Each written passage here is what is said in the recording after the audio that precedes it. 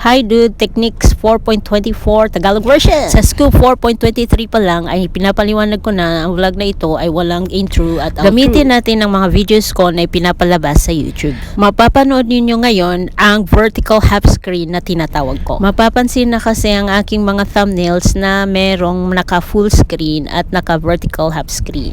Ituro ko o demonstrate kung paano mapapanood ng mabuti ang mga ganitong tape. Nang nagsimula na ako mag-vlog dito sa YouTube ay meron na akong mga vertical half screen thumbnails. Ang pamamaraan upang ma-view ng maayos ay madali lang sundin. So magpili tayo ngayon ng vertical half screen sa aking mga videos. So ang ating napili ay kailangan nating i-touch, i-press o i-tap. Ayan, so sa salita pa lang ay kailangan nating pindutin. Yan. Ayan, nahuli nyo ba ang aking kamay? Nakita nyo ba yung pinindot ko? Go kayo dyan sa larawan na yan para maging full screen ang ating mapanood. Ayan, sa baba na tinatawag ay icon. Sobrang blessed na talaga ang technology natin, no? Pa-touch screen na lang tayo kasi smartphone. Makita ninyo Kapag naman tayo ay nanonood ng mga vertical half screens sa Facebook, syempre pindutin natin ang Facebook na app. At ang halimbawa ko na vertical half screen ay makikita sa comment. Pindot lang ang teknik niyan. Minsan walang tunog kaya may makita kang larawan na pindutin. Sa screen ng ating cellphone sa kanan pababa ay makita natin ang hugis, square o parisukat. Pindutin para magpalit ng anyo ang sukat ng pelikula. Bago dito na paliwanag ay may binanggit ako na saglit na lumalabas na larawan. Yun ang larawan ng speaker para lalabas ang tunog. I-tap to unmute ang iyong mababasa kaya pindutin. Ito na yung kalabasan sa napindot kong parisukat. So ayan na ang sukat ng ating mapapanood at ganito na rin natin hawakan ang cellphone. At kapag pagbukas natin sa Facebook ay ganito na masalimungat natin ang vertical half screen. Ang pamamaraan ay walang pinagkaiba, magpindot pa rin. Hindi ko na record ang aking pagpindot pero nag-change ito dahil pinindot ko, ha? Na inani, no? Premiere will begin shortly. Paulit, pero ayan, malinaw mabasa ang i-tap to unmute.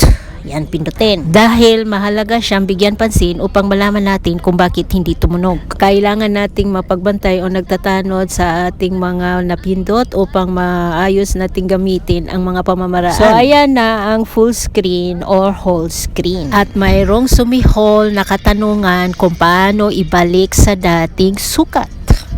Ang unang hakbang na gagawin ay pindot kilos. Sa taas ay may mababasa kang mga caption or guideline. Nauna kong pindot ang tap to mute. So nawala ang tunog. Ayan na. So ating pindutin ulit upang maglabas ng label. Diyan makakita ka ng ibang larawan naman na ating kailangan pindutin. Ang X or X. Yan. So balik sa dating sukat ang screen. Ang sunod naman na aking illustration ay ang mga thumbnails na tulad nito. Full view siya, no? Full screen. Ating piliin o ipindot ko ang Scoop 4.19 para magbigay ng halimbawa. Ano? So, andito na tayo sa ating gustong mapanood at mapansin natin yung icon, no? Ang hugis na parisukat. Yan, pindutin lang, i-tap, i-press, or i-touch lang ang kilos.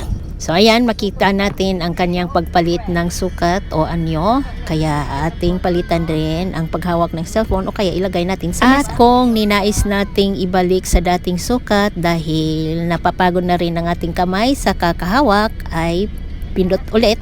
Ayan, dahil napindot natin ulit yung hugis na parang parisukat, hindi X. Wala kasing cross symbols sa ganitong full screen. Ayan, nasa tubular pala tayo, wala sa Facebook. At mayroon pa tayong dapat matutunan para maging automatic siya na magpalit ng ganun kalaki na full screen. Subalit, punta muna tayo sa Facebook para maipaliwanag ko rin kung paano gamitin ang mga full screen thumbnails sa Facebook. Mayroon tayong mga kilos na gagawin mula sa YouTube na papanood. So, kailangan natin mag-swipe or mag-slides gamitin ang ating mga daliri. At nang makapasok tayo sa Facebook at napindot na ang gusto nating panoorin, magpindot ulit tayo sa screen upang lumabas yung hugis na parisukat na makita sa kanan pababa upang magpalit ng whole screen or full screen.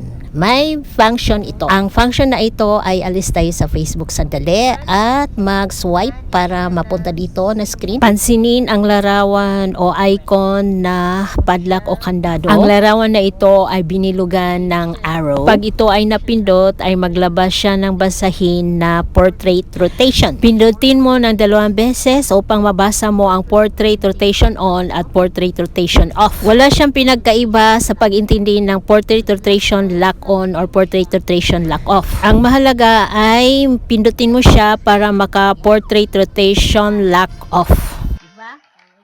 Ang ating mga daliri ay may dapat na palatandaan, ang stroke. Hagurin in Tagalog ang stroke. So, para magamit natin ng maigi at makita ang function, kailangan kasi nating matuntunan ang portrait rotation lock off at portrait rotation lock on na icon. So, ang kilos ng ating hagurin or stroke ay it's either, English na tayo, our finger movement sliding from down to upwards or from upwards downwards. Naalala ko lang, padulas lang, pataas pababa or pababa pataas para makita ang larawan.